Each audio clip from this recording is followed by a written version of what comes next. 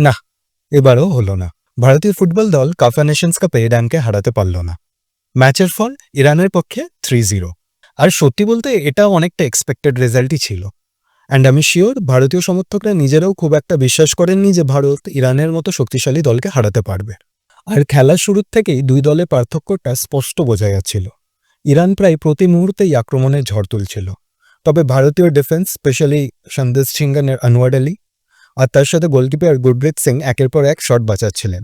আর সেই কারণেই প্রথমার্ধ গোলশূন্য অবস্থায় শেষ হয়েছিল, যেটা সত্যি কমেন্ডেবল।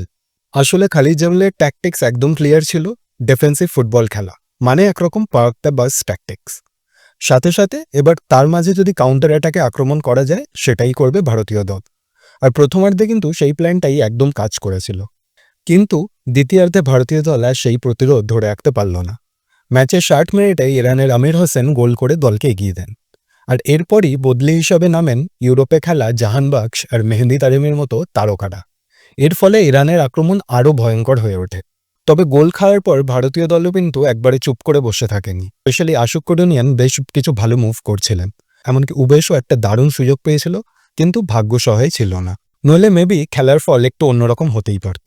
খেলার একেবারে শেষ দিকে যখন ভারতীয় দল মরিয়া চেষ্টা করছে একটা গোল শোধ করে দেওয়ার, ঠিক তখনই 89 মিনিটে আলী আলিপো গোল করে ভারতীয় সমর্থকদের আশা একেবারে ভেঙে দেয়। আর একদম ইঞ্জুরি টাইমে 96 মিনিটে মেহেদি তারিমের গোলেই 3-0 স্কোর লাইনে ম্যাচের ইতি ঘটে।